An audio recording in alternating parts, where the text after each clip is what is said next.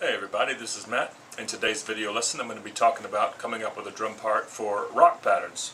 Both of these examples today have sort of a Pearl Jam quality to them. Both of them are kind of a slow rock, very reminiscent of Pearl Jam as far as the way they feel. But you'll get an idea of how I go about coming up with a part for a rock track. Once again, like I've mentioned in my previous videos, I typically listen to the bass guitar first, and then I sort of pay attention to what the guitar is doing, and sort of, mimicking what the guitar does. The rhythms, any kind of hits he may do. Just try to mimic that on the drum kit. So, like I said, I got two examples, sort of Pearl Jam-ish sounding, and both of them are coming from freejamtracks.com. One is called Jamming with Little Ethan, I think is what it's called, and the other one's called Let the Marching Band Go. I don't know, they're just jam tracks, they're just loops. But let's get started. Okay, here we go. This first track I'm going to be doing, like I said, is called Jamming with Little Ethan. I don't know who came up with these names, but that is jam track number 1 on this particular page. Let me just roll the MP3 file and just let you hear what it sounds like.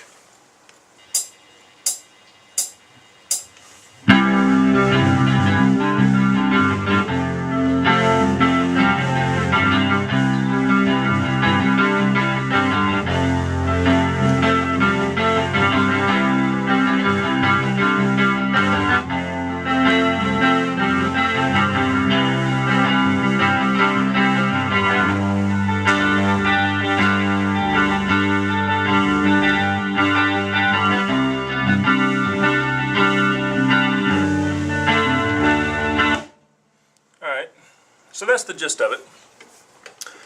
You can sort of tell that there is a verse part and a chorus part. And I don't know if you noticed, this is something I picked on immediately when I was sort of rehearsing for this video, trying to figure out what I'm going to do, that there is an extra measure that sort of leads into the chorus. Typically you have, say, a phrase of the music, which is typically either 8 bars of 4 or 12 bars of 4. This one, there's an extra bar there. There's an extra measure. So you have to watch for stuff like that. If it's not something that you came up with, you have to listen. Okay, you listen to the track, you expect it to go into the chorus, and oh, there's another measure. So that's what's going on here. And as soon as I start playing, you'll realize there's an extra measure leading back into the verse. So just listening to that, kind of a laid back sort of rock feel. So let me just play it straight, just to let you hear, what just a straightforward rock pattern would sound like.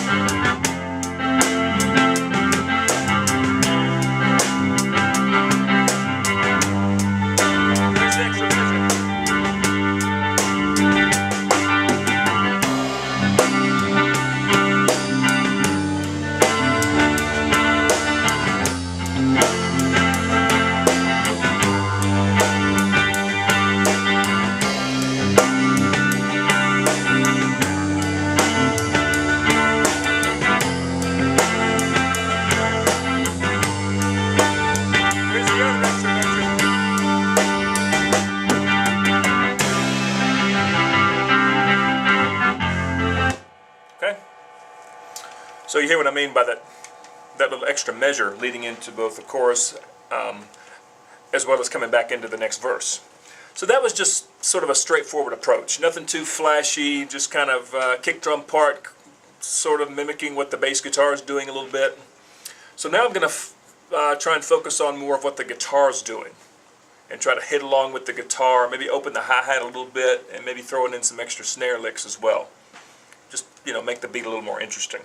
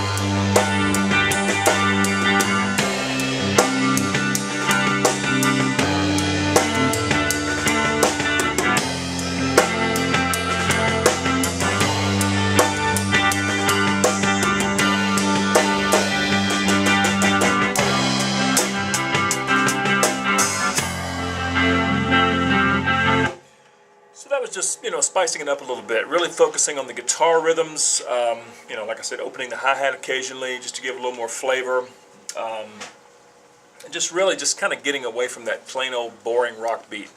You know, me, I sort of have a very progressive background. I grew up listening to the Dregs and Dream Theater, Rush, Kansas, all those progressive bands that really play a lot of notes. And it just makes the drum parts a lot more flashy, not overdoing it, but just a little more interesting than just playing a straight ahead rock pattern. Okay, so that was example number one. Example number two, like I said, is a song called, what did they call it? Let the Marching Band Go. Once again, I have no idea why they named it that, but you know, this really has a Pearl Jam feel to it. And it's got a lead in. There's a click track lead in. The song actually starts on 3, if I'm correct. Here, let me play it and let you listen to it. Wait for it to load. I'm just using an iPod Touch here on Wi-Fi, and it's being a little stubborn.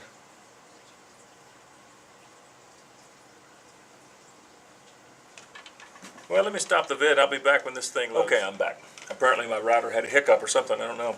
But I did get this thing to load. So let me let you hear it. And like I said, the song comes in on 3 on the click track. I'll sort of count in and let you see where it comes in. 2, 3, 4, 1, 2, 3.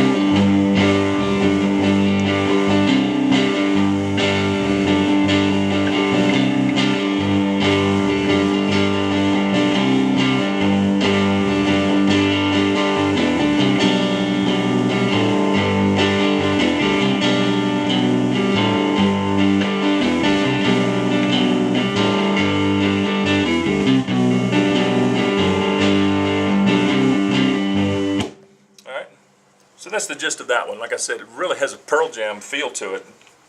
You know, sounds pretty cool though. So, you know, once again, I'm just going to show you how, you know, a straight ahead pattern, you know, would work. So let me just play that for you. And I'll kind of come in on 3.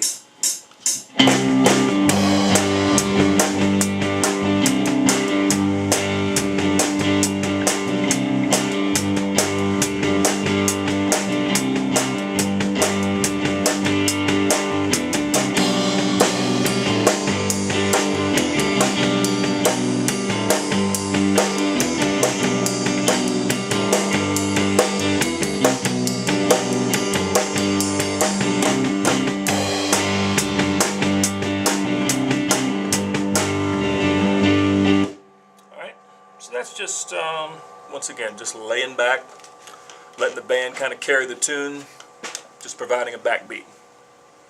In this next example, I'm going to show you how to, well, same song, next playing example, I'll show you how to spice that up a little bit. Maybe throwing in some extra snare hits that sort of match what the guitar is doing. Maybe throwing in some fills, maybe some cymbal hits with the band. You know, there's a lot of accents in that track, so I'll try to hit along with those so you can hear what that sounds like.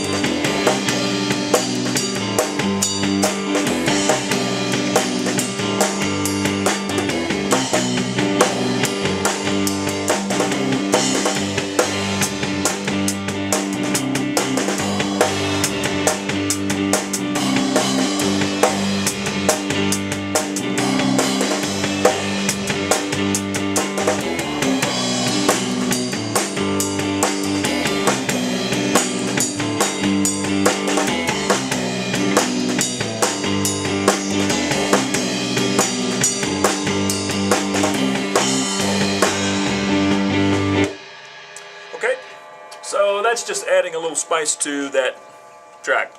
That may have been a little too much, but once again, it gives you an idea of some things you can do, you know, for a track, whether you want to play it straight, whether you want to make it a little more flashy. So those are just 2 examples for today. Once again, hope I explained this for you in a way that you can understand. But this is my approach to rock or any style really. I listen to the bass guitar first and really lock in a good kick drum part, so the drummer and the bass player can be just absolutely wired together. And then I listen to the guitar, and I try to match the drum part with the guitar part. I think it just sounds so much better. And if you listen to bands like, Dream Theater in particular, Mike Portnoy and John Petrucci, the drums and guitar, I mean, it's just amazing. It's practically identical with the fills, the rhythms. It's really cool.